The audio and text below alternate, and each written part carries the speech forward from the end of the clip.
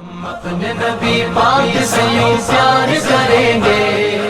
ربی نے بتا دیا میں اکیلا نہیں ہوں، میرا ایک رضائی بھائی یعنی حضرت دائی حلیمہ کا ایک اپنا چھوٹا سا بیٹا ہے. ایک چھاتی سے پینے کا میرا ہے، دوسری چھاتی سے پینے کا میرے رضائی بھائی. واہ سبحان اللہ. دائیں چھاتی میں دودھ کم ہوتا ہے اس لیے کم والا میں قبول کرتا ہوں، بائیں چھاتی میں دودھ زیادہ ہوتا ہے بائیں چھاتی کو اپنے رضائی بھائی کے لیے. شمیم الزما کہتا ہے یہ میرے آقا کی شان اس وقت ہی کی ہے جب آقا دنیا میں تشریف لائے ہیں. ارے جاؤ، جب ان کی شیر خواردی کی عدالت کا یہ عالم ہے، جب ان کے انصاف کے بچپنے کے انصاف کا یہ عالم ہے کہ ایک چھاتی تو اپنے لیے قبول کیا لیکن دوسری چھاتی عدل اور انصاف کی وجہ سے اپنے رضائی بھائی کے لیے چھوڑ دیا، جن کے بچپن اور ولادت کے وقت کے انصاف کا یہ عالم ہے تو بتاؤ ان کے بڑھاپے کا عالم کیا ہوگا. میرے بزرگ دوستو، حضرت دائی حلیمہ نے اللہ کے نبی کو لیا اور اپنے ہمراہ لے کر کے اپنے گاؤں اپنی آبادی تشریف لے گئی. میں وقت بہت ہو گیا، ایک بات تھوڑی دیر کے لیے آپ کا وقت میں اور لیتا ہوں. ایک بات میری سنو، یہ عبد الرحیم صاحب کے بیٹے دوسرے بیٹے کا اچھا 2 بیٹے ہیں، بہنیں 2 بہنیں 4 بیٹے. آپ کے بھی بیٹے ہیں کتنے؟ آپ کے بھی بیٹے ہیں کتنے؟ 3 لڑکا. 3 لڑکا. آپ کے بیٹے ہیں کتنے؟ 3 لڑکا. اب میری بات غور سے سن لیجیے، میں جو کہنا چاہتا ہوں ایک بات بتاؤں، آج ضرورت ہے اس لیے مجھے کہنا پڑ رہا ہے. یہاں سب لوگ صاحب اولاد بیٹھے ہیں،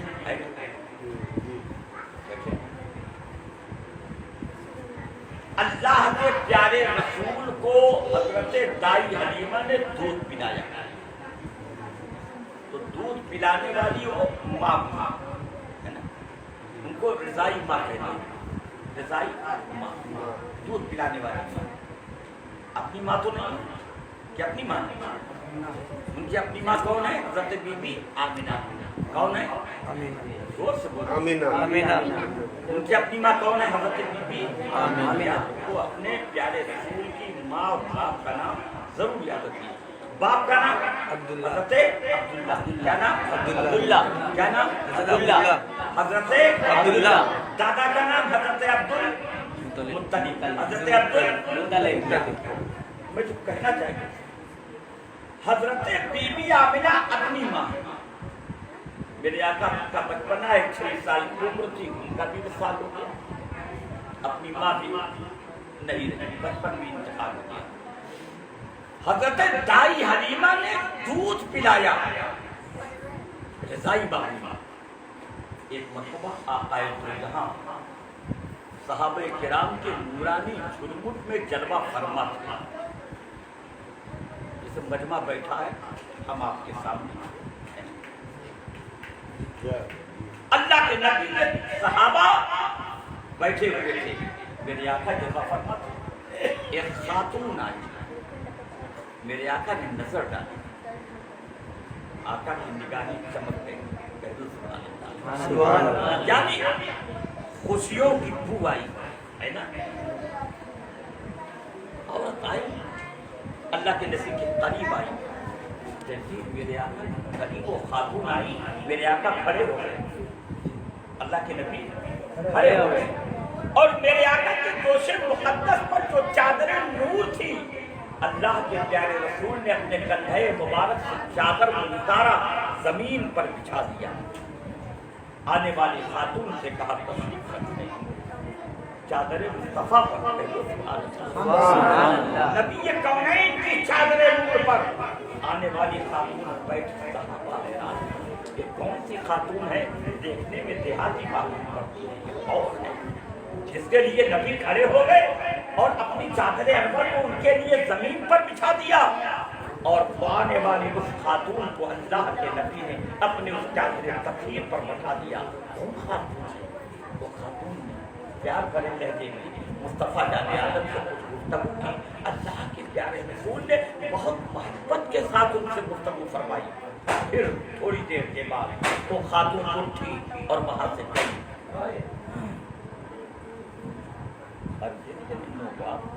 سب چھوڑ دو, آپ بیٹھو, تھوڑی دیر بیٹھو, سنی آپ بیٹھے چھوڑ دیں, بس اب ختم ہو جائے گا. ختم کرنے کے آئے ہیں ابھی لوگ بہت شوق سے سن رہے ہیں. جلدی جلدی کو جلدی بیٹھو, جلدی ایسے نہیں چھوڑ جائے گا, تھوڑی جلدی تاکہ ایک بار کے ختم ہو جائے.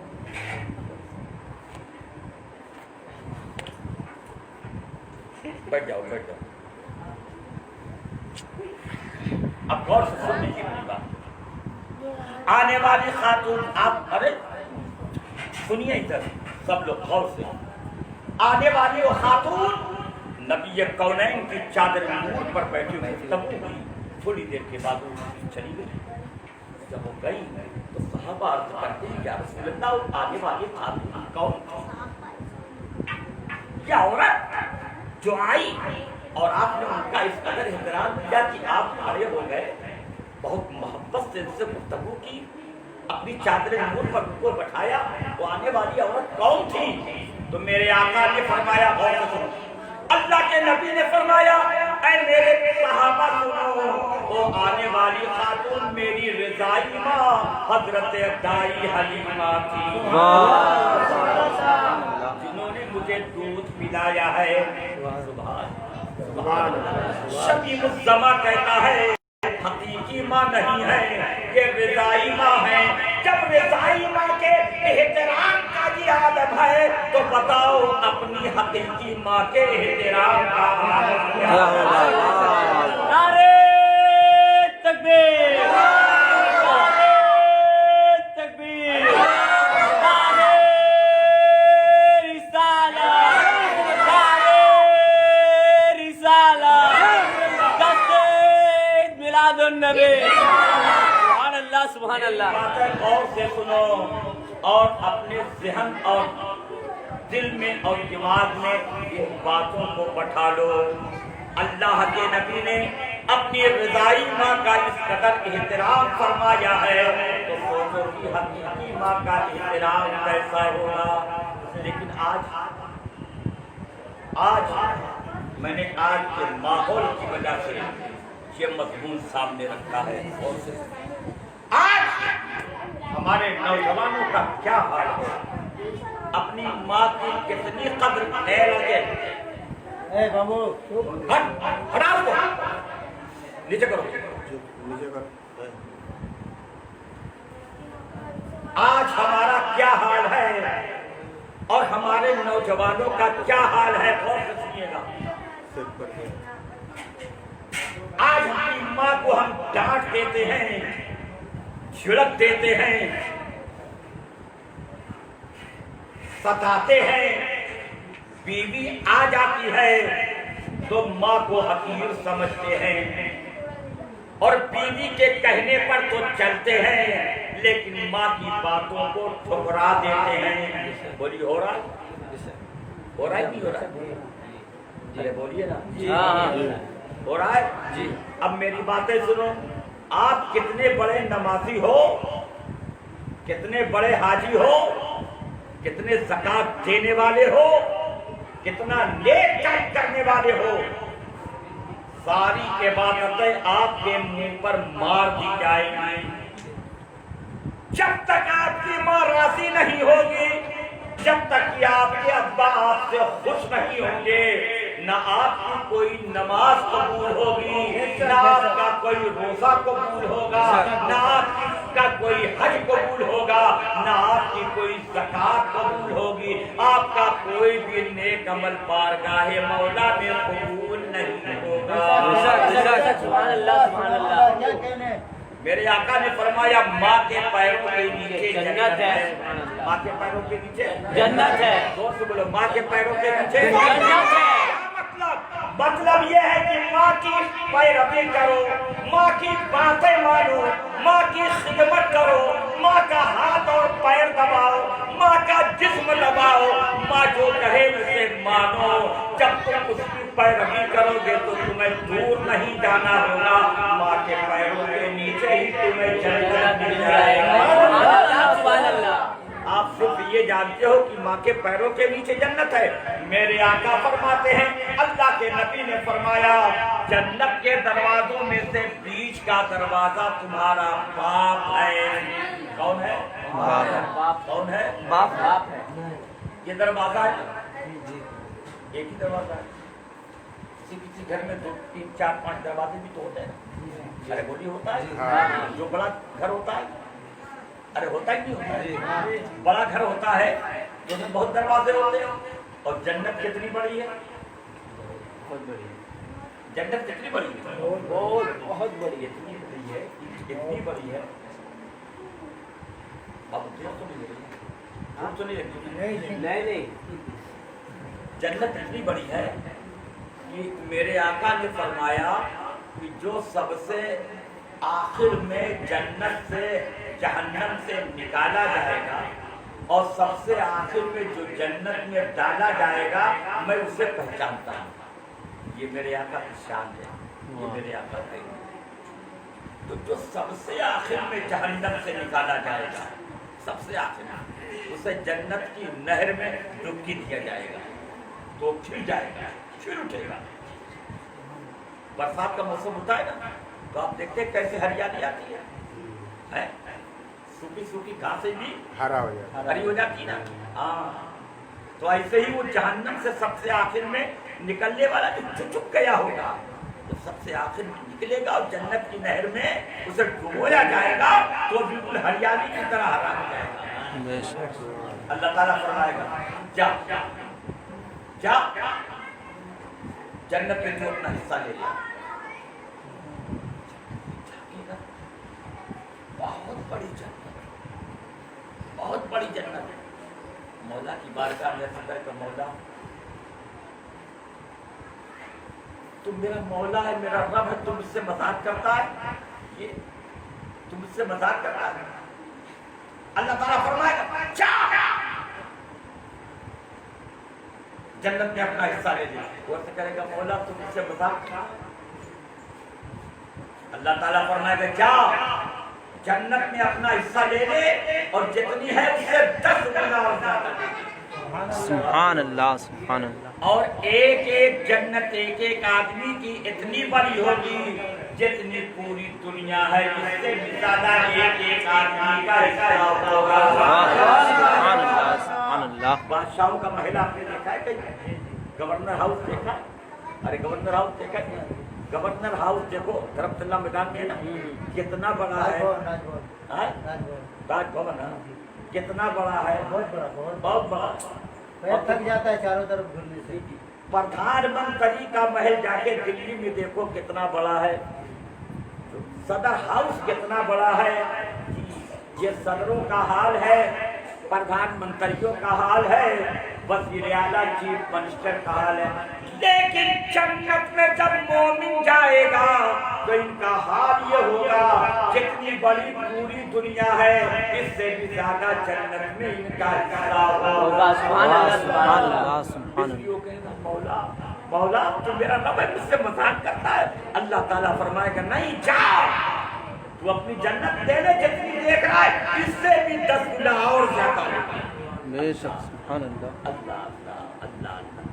मेरे बुजुर्गों दोस्तों, अल्लाह ताला हम सबों को नेकी की तौफीक फरमाए। मैं जो कह रहा था कि अल्लाह के प्यारे रसूल ने फरमाया, जन्नत के दरवाजों में से बीच का दरवाजा बाप बीच का दरवाजा है, बाप बीच का दरवाजा है। इंसान चाहे तो उसको जाए कर दे और चाहे तो उसकी चाहे तो उसे जाए कर दे, बर्बाद कर दे, और चाहे तो उसकी हिफाजत करे। برباد کرنے کا مطلب یہ ہے کہ باپ کی بے عزتی کرے، باپ کو ڈانٹ ڈپٹ کرے، باپ کا مذاق اڑائے، باپ کو دانا اور پانی نہ دے، باپ کی خدمت نہ کرے، باپ کو پریشان کرے اور حفاظت کرے، چاہے کوئی حفاظت کرے یا باپ کی خدمت کرے، باپ کا کہنا مانے، باپ کی عزت کرے، باپ کی عظمت کا لحاظ کرے، بے شک تو جنت کا وہ دروازہ اس کا محفوظ رہے گا۔ بات سمجھ رہے ہیں؟ میرے آقا فرماتے ہیں، اور سے سنیے، اگر آپ میں سے کسی نے بھی اپنی ماں کو ناراض کیا ہے یا اپنے باپ کو ناراض کیا ہے، ماں باپ دنیا میں اگر زندہ ہے، اپنے سر کی ٹوپی اتار کے جا کے ان کے قدموں پہ رکھو، میرے ابا مجھ سے راضی ہو جاؤ، اس لیے کہ آپ کی رضا میں اللہ کی رضا ہے۔ بے شک میرے آقا نے فرمایا، ماں باپ کی رضا میں اللہ کی رضا ہے، ماں باپ کی ناراضگی میں اللہ کی ناراضگی ہے۔ جس کے ماں باپ راضی ہوتے ہیں اس سے اس کا خدا راضی ہوتا ہے، جس سے ماں باپ ناراض ہوتے ہیں اس سے اس کا خدا ناراض ہوتا ہے۔ بے شک بے شک بات سمجھ رہے نا؟ آپ یہ نہ سمجھو کہ باپ نے کیا کیا ہے، نہیں، میرے آقا فرماتے ہیں، باپ تمہیں اپنی جائیداد سے الگ کر دے، بچوں سے الگ کر دے، پھر بھی باپ کے حقوق کا لحاظ تمہیں کرنا ضروری۔ بے شک ان کی بے عزتی کسی بھی صورت میں نہیں ہو سکتی۔ شمیم الزما کی بات سنو، میں کہتا ہوں ہمارا وجود، آپ کا وجود، آپ کا وجود کیسے ہے؟ ماں باپ سے ہے نا؟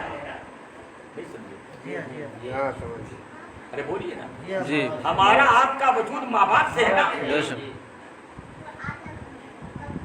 ماں باپ کے بغیر پیدا ہو گیا، آسمان سے ٹپک گئے، نہیں ارے بارش کے پانی کی قطرے کی طرح ٹپک گئے ہیں، نہیں ماں باپ کے صدقے میں، ماں باپ کے وسیلے سے آپ دنیا میں آئے ہیں۔ تو آپ موجود جو دنیا میں ہوئے وہ ماں باپ کی وجہ سے ہوئے ہیں، ماں باپ نہ ہوتے تو آپ نہیں ہوتے نا، ماں باپ کی وجہ سے ہیں، تو جب آپ کا وجود ماں باپ سے ہے تو ان کا ابا ہونا اور ان کا ابا ہونا ہی ان کی عزت کے لیے کافی ہے۔ اور ماں نے جو 9 مہینے 10 مہینے 11 مہینے اپنے پیٹ میں رکھا ہے، بچے کے عورت کو جو حمل ہوتا ہے، حمل کی مدت کتنی ہوتی ہے؟ پیٹ میں بچہ کتنا دن رہتا ہے؟ 9 مہینے ارے بولیے نا، 9 مہینے، صرف 9 مہینہ رہتا ہے؟ 10 مہینہ ہوتا ہے، 10 مہینہ بھی ہوتا ہے، صرف 10 ہی مہینہ ہوتا ہے، 11 مہینے صرف 11 ہی مہینہ ہوتا ہے۔ ارے میں نے خود دیکھا ہے ایسی عورتوں کو جن کا حمل 12 مہینے کا ہو گیا۔ اور آپ کو بتاؤں، ہم لوگ جو مقلد ہے کس کے؟ امام اعظم ابو حنیفہ کے، ہے نا؟ حنفی ہے نا ہم لوگ کیا ہے؟ حنفی ہے، کیا ہے؟ ہم یہاں نماز پڑھتے ہیں نا، یہ جو ہندوستان میں ہم لوگ ہیں، ہم لوگ کس کے مقلد ہیں؟ حنفی، امام اعظم ابو حنیفہ کے حنفی مقلد، حنفی مقلد، یاد رکھیے گا۔ امام اعظم ابو حنیفہ کا مزار پاک بغداد میں ہے، آپ کوفہ میں پیدا ہوئے تھے۔ شبیب الزما قاضی 2 مرتبہ ابھی انہی سال تھا، اسی مہینے میں حضرت امام اعظم ابو حنیفہ کی مزار پاک پر حاضر ہوا تھا۔ اس کی پہلے بھی میں گیا تھا، میں 2 بار امام اعظم کی بارگاہ میں جا چکا۔ تو ہمارے امام اعظم اور دوسرے امام امام شافعی ہیں، اور تیسرے امام امام احمد بن حنبل ہیں، چوتھے امام امام مالک ہیں۔ کتنے امام ہیں؟ 4 کتنے امام ہیں؟ 4 امام۔ سب سے بڑے امام امام اعظم، اعظم کے معنی ہی ہوتا سب سے بڑے، ابو حنیفہ ہم لوگ کے امام۔ امام شافعی جو دوسرے امام ان کو سنیے، وہ اپنی ماں کے پیٹ میں 2 سال تھے۔ کتنے سال تھے؟ 2 سال کتنے سال تھے؟ 2 سال ان کی ماں کا حمل 2 سال۔ کتنا؟ 2 سال۔ کون؟ امام شافعی۔ کون؟ امام شافعی 2 سال اپنی ماں کے پیٹ میں رہے۔ اور ایک بات بتاؤں، جس دن ہمارے امام اعظم ابو ابو حنیفہ دنیا سے تشریف لے گئے اور آپ کا وصال ہوا، اس کے بعد حضرت امام شافعی اسی روز دنیا میں تشریف لائے۔ سبحان اللہ سبحان اللہ۔ آپ علم کے لیے میں نے یہ بتا دیا، صرف آپ کی جانکاری کے لیے آپ کو میں نے یہ باتیں بتائی۔ بہرحال میرے بزرگوں دوستو، ماں کی عزت اور ماں کی خدمت ضروری ہے۔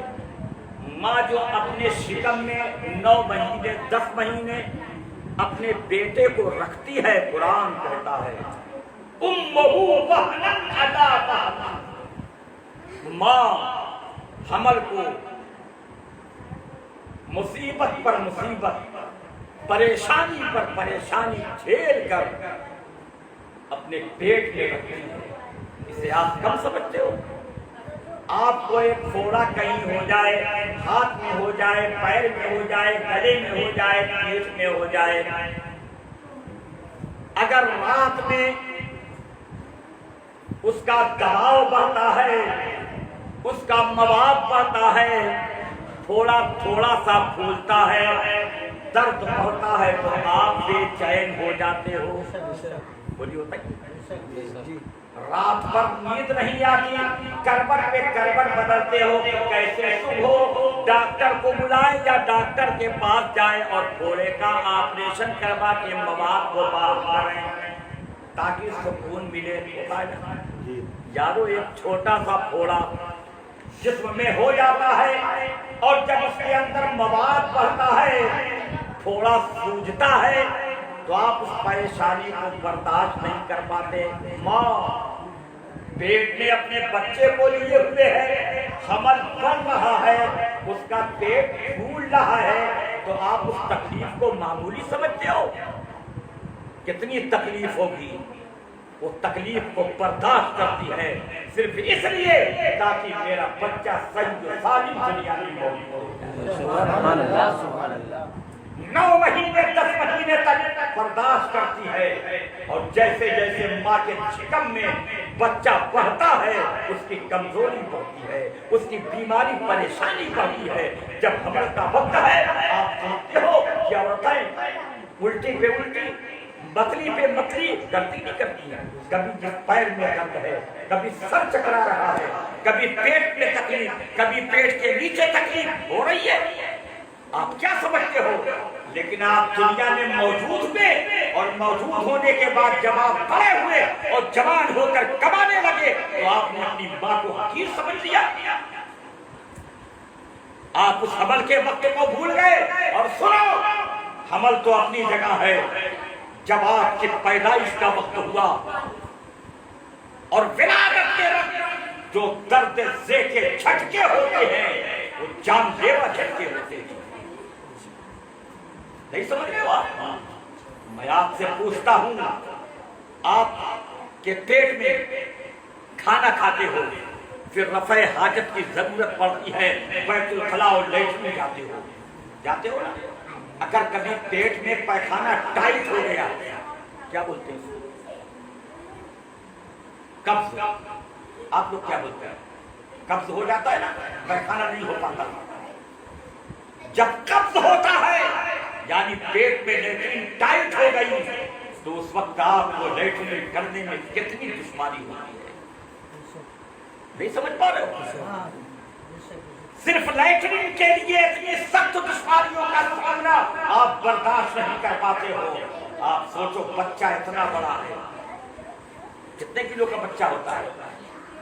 ارے پیدا ہوتا ہے بچہ، بچے کا وزن ہوتا ہے نا 3 کلو 4 کلو 2.5 کلو 3 کلو 4 کلو 5 کلو کا ہوتا ہے۔ اب اس وقت سوچو کہ اس کی ولادت میں کتنی دشواری ہوگی۔ ایک مرتبہ ایک صحابی رسول، وقت زیادہ ہوتا جا رہا ہے لیکن یہی بات بتا کے ختم کر دیتا ہوں۔ ایک صحابی رسول اپنی بوڑھی ماں کو اپنے گردن پہ یوں سوار کر کے لے چلے اور 6 میل تک لے گئے، یعنی 6 دنی 12 کلومیٹر، 6 میل تک۔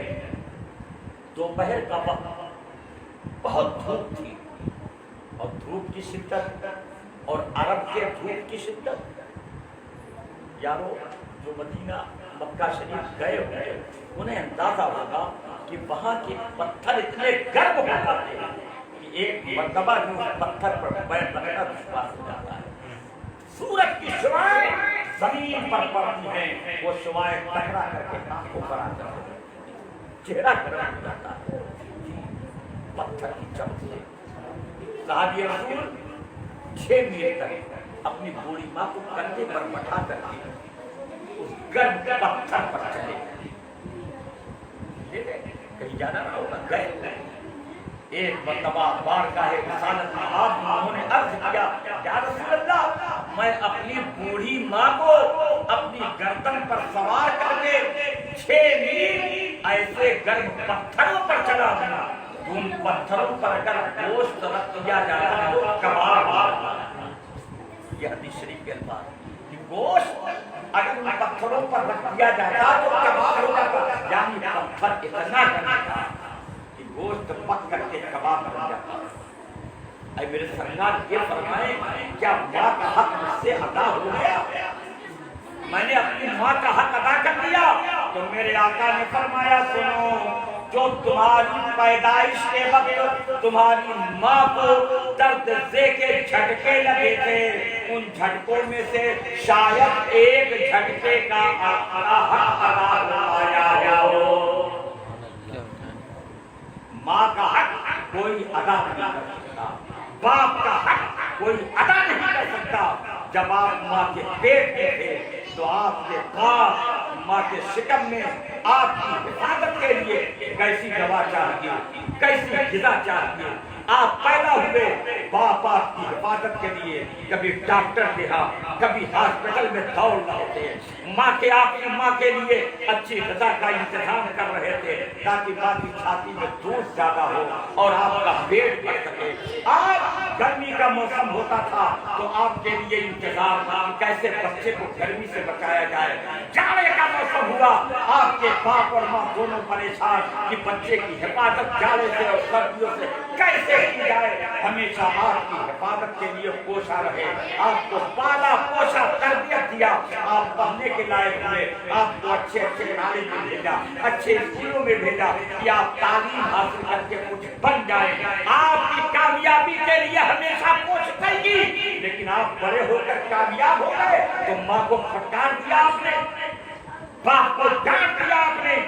आपका ये डांटना, आपका ये फटकारना, जानते हो इसकी सजा सिर्फ जहन्नम है, जहन्नम है, जहन्नम है।